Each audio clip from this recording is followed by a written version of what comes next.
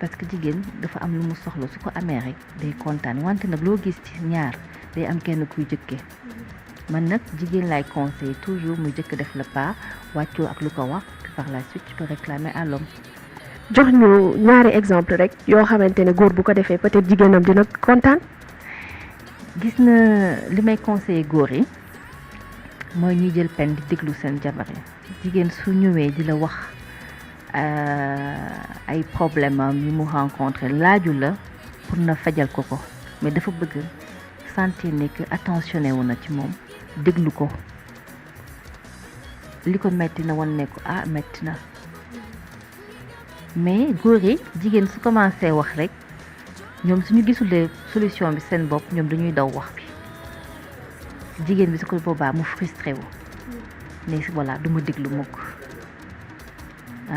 suma li ma ittee lu ma metti moom yéegu ko parce que day daw mais parce que ci biir bopp ko góor gi nu muy fonctionner ak ñu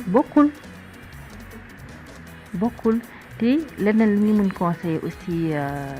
góor yi mooy jigéen dañ koy may temps di am nooy doxalee ak moom pour que mu mun prête pour moment yoo koy soxla léegi nag domaine biir sëy lay wax pour que léegi nag mu mun mel ni ñu ko bëggee mais soo ko gaaw a profité rek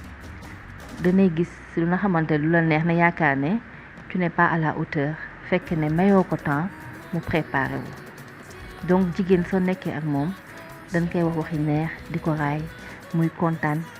muy ree nu muy gën di ree di détendre yarama mu ñu préparé wu pour sëy ak yow ko góor gi. est-ce que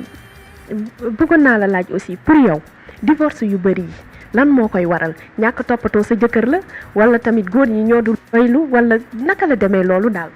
divorce yi di bëri yi lu koy indi dafa bëri parce que jamono tey les gens sont de plus en plus égoïstes amatuñu patience supporter keneen ki dañu bëgg na mel exactement comme ñoom am ñoo xam dañu yaakaar ne sëy pour mu réussir ñu ñaar dañu war a bokk lépp mel lépp loolu du mooy réussir loo sëy mais tey xale yi loolu rek la ñuy wut duñuy dégg ne sëy plaisir ñu yaakaar ne plaisir bi 24 heures sur 24 la tous les jours 365 jours ne multiplié que par de nombre d'années c'est pas ça le ménage ku duggee noonu ci sëy am déception finalement na génn ñeneen ne dañuy dugg ci sëy pour construire seen vie am oto am kër am que du luxe mais àdduna parewul benn fan du yàlla may nu góor yëpp ñu am moyen pour de la offrir lépp ci benn at donc danay xam kan la nekkal ban genre nit la dooleem fan la yem na may ko mu gën a am doole ndaxte danay am yaakaar sëy pour mu neex danay yaakaar plus nay yaakaar ne gën a toog di góorgóorlu jàppale ko nag pour mu avancer su ko defee nañ mun bokk ñooñu mooy ñi xamante ne c'est des problèmes financiers ils cherchent que du matériel dans le ménage am ñi nga xam ne dañuy dugg ci sëy di compétir di bëgg a am toujours raison yooyu du tax na réussir sëy du loolu ñu bëri ñu ñuy ñàkk seen sëy parce que bu ñuy xale wala ñu jàng téye kër parce que y a des choses ba nay ndaw rek na am jot jàng ko mooy téye kër ménage toog set sa bopp léegi nag soo sëyee na am problème parce que sa borom kër kat danay tomber ñooñu ne dañuy am malchance de tomber ci góor bu xamante ne il donne beaucoup d'importance à ça léegi nag su boobaa danay am problème waa ji du kontaan saa su ñëwee ci këram mer désordre lekk bi du neex doo am sax bon bu mun togg bu lay remplacer xamoo nu ñuy tànnee ceeb xamoo nooy tànnee sax ton personnel domestique de chez toi pour mun la dimbali amoo ay astuces pour mun compenser li la manqué en attendant na jàng donc loolu faw problème dana ñëw divorce dana ñëw parce que soo amee jëkkër bu exigeant dana ko indi am na ñeneen néegu sëy bu neexul moo tax seen borom kër da leen di fase et vice versa ku jigéen ki du kontaan tamit parce que jëkkëram mënul dafay tële mu ne moom it day génn ci sëy bi du fa toog parce que ndaw la yooyu problème yépp mooy indi divorce yi di am yi nga xamante ne duñu yar am fu ñu jaar bëgg mu seen doom jaar fa moindre problème ba seen doom am rek ñu ne la génn ci na ñëw toog suñu kër am ñi nga xamante ne neexaayu kër parent amuñu ko seen sëy rek dañu war a génn mais ku nekk ak sa vie chaque personne avec la vie que tu dois mener. soo nee sama parents lu ñu am loolu laa war a am ou loolu laa war a dund mais tu auras des problèmes tu auras forcément des problèmes te aujourd'hui loolu moo fi nekk te amul kenn ku sañ wax yenn dëgg yi nit yi suñ leen jëloon temps préparer leen avant ñuy dugg ci sëy yaakaar naa ne sëy dina wàññeeku te loolu moo gën a tax mais gën a góorgóorlu ci coaching bi di approcher ndànk-ndànk nit yi di leen di eggal li ma xam. est-ce que sëy tamit parce que fii Sénégal dañuy faral di wax ne sëy du yow ak sa jëkkër kese danga ci war a boole sa mbokk jëkkër yëpp est-ce que yow noonu nga ko gisee. noonu laa ko gisee parce que maa ngi ci société sénégalaise la société sénégalaise danay tenir compte autant tu as l'impression que kenn gérewul sa ménage on te laisse toi et ton mari mais yenn yi yaa koy mottali sa bopp xam ko société bi dañu fonk waajur ku nekk dana fonk say waajur c'est pas parce que sëy ki duñ la war a bàyyi dana war a bàyyi sa waajur yi pour topp benn jigéen rek di ko toppatoo dootoo toppatoo sa waajur yi il faut que ne toppatoo sa waajur yi te waajur dafa am mag rak nijaay yi tante yi néew nu la chaque fois joxel soo amulee cadeau amal au moins wax bu neex loo gis duñ koy leble loo gis organisation la tey sama tante lay jox un cadeau na toog un temps tu donnes un autre cadeau à ton oncle na toogaat ay weer na joxaat keneen ku nga xam ne jotul am dara ci yow noonu ku ko doxalee tu intégreras toute ta famille et la famille également de ton mari parce que kat loolu dafa am solo parce que doom su juddoo il faut mu xam ne dana am mbokk il faut mu gis ne que yow kat tu as de la famille ce n'est pas que papa et maman c'est important. c'est important fàttali ñu rek ku fi bëgg a ñëw naka lay def. alors ku bëgg a ñëw danay dem sama boutique parce que boutique bi la exposition yi gën a bëree produits yi léegi nag su fekkente ne dana soxla conseil coaching yi may joxe dañ may c'est seulement sur rendez-vous maa leen di joxaat sama numéro de téléphone c'est le 76 698 72 79 boutique bi nag moom mu ngi Liberté 1 Liberté 2 pardon wetu stade de Marius Ndiaye bi nekk ci avenue Bourguiba bi. modèle bi moom mooy ban. bi mooy déclaration c'est un modèle qui est en soie. déclaration moom mooy lan looy déclarer foofu. bi moom sa doole nay wone c'est la gamme Prestige c'est en fil de soie parce que c'est un fil que j'importe et qui fait que maille bi dafay nooy ci yaram doo am sentir ne fil de pêche la parce que dafa am fil de pêche fil coton man fil bi may utiliser dafa nooy ci yaram et là tu l'as en pagne jupe pagne avec une taupe mooy taille soutien bi ak kimono bi nekk ci kaw bu nga xamante ne duñ ko ràbb aussi mélanger ko avec du jersey ak de la dentelle. mais boo koy sol vert bi kese ngay sol. soo koy sol tu mets les deux et à un moment donné tu enlèves le kimono et le kimono aussi c'est un modèle que tu peux mettre à part sur une nuisette en soie européenne. bii moom ban façon bin lañ ko ciy booleel ban. modèle bu dijj bi fer yi cristaux yi xamante ne c'est un peu plus gros moom laay recommander pour femme di ko sol. mais sa modèle dafa mel ni ci taille fine yi la gën a rafet de. alors je vais vous surprendre la maille est très jolie sur des femmes très grosses dès que tu le portes sur toi elle te rend sexy quelle que soit taille bi na am oui on prend des tailles fines parce que quand soo tuutee soo solo du vulgaire mais tey su ma jëloon ku am yaram mu sol yére bi dafay créer des sensations ci nit yi et su boobaa tu vas être mal jugé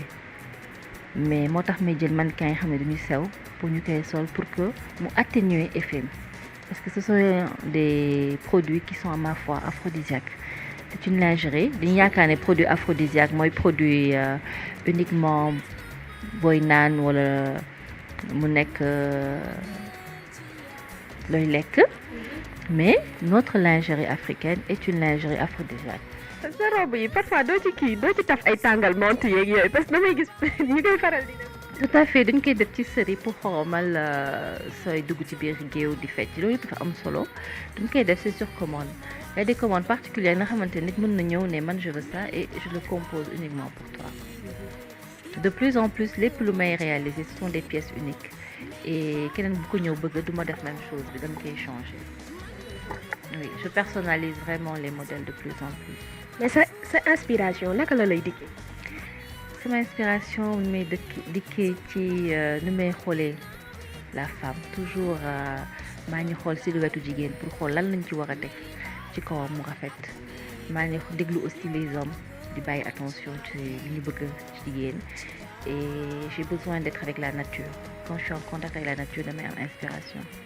et j'aime beaucoup voyager parce que plus tu voyages et sa inspiration day gën a développé wu soo toogee ci benn point rek doo am inspiration il faut beaucoup bouger échanger pour tenir compte maintenant de cette différence qu'il y a entre les personnes pour na xool lan laa war a def mu neex ñëpp. xam nga lu ma la bëggoon a laaj sànq ba léegi ma fàtte ko robe yi boo ko solee yan genre dàll nga koy booleel. Alors dàll yi soo demee magasin dinañ ko gis j'ai créé des chaussures en plume ce sont des chaussures d'intérieur dem ci def ay talons yu ndaw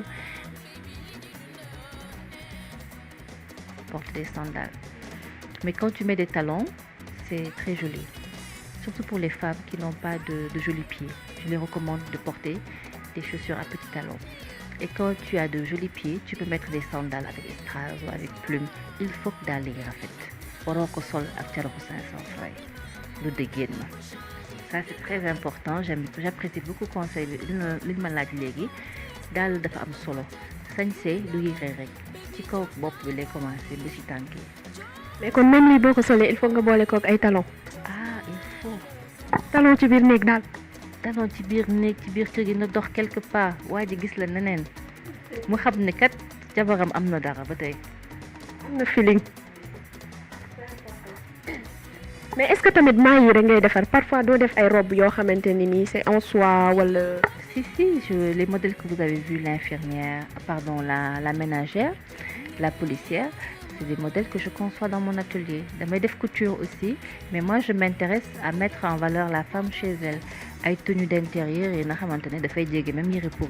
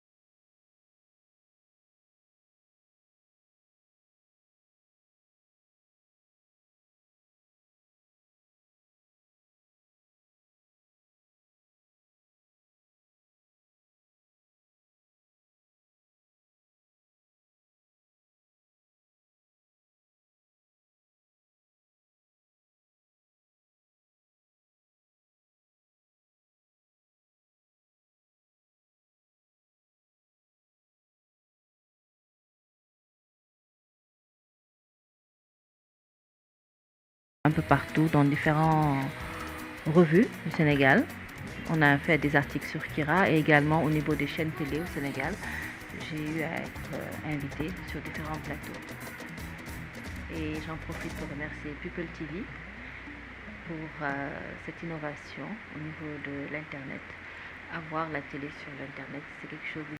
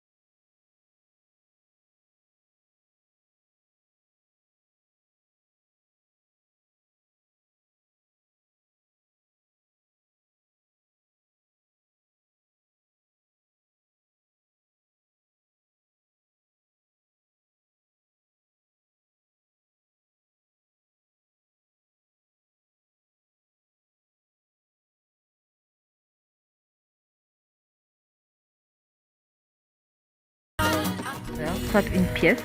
wala nga sol ko avec un combinaison de 2 pièces nga créé nag benn tempo de danse nga ñëw jàmbal ko ak sa éventail commencé naan nii dëgg def nii rek daal di commencé. tey nag ñu ngi woon fii ci Bourguiba seet si woon Kira mu won ñu ay fem yu bëree bëri ci pour jigéen ñi nga xamante ne ñu ngi ci seen néegu sëy di yaakaar ne rek jël ngeen ay leçon bu baax a baax di wax ne rek ne aussi nouvelle mariée yi mën ngeen ñëw seet si Kira gaaw parce que bu ngeen ñëwee dina leen conseiller ci lu bëree bëri di leen fàttali rek ne yéen a ngi woon ci seen émission salañ seen 2e numéro di leen wax ne aussi képp ku bëgg a wane ay produit am wala nga bëgg rek ñu ñëw defal la émission mën nga ñu contacter ci www.peopletv.tv di leen jox daje rek incha allah ci yeneen i fem ak ci beneen boutique ak ci yeneen i salañ comme niñ koy waxee à bientôt incha allah.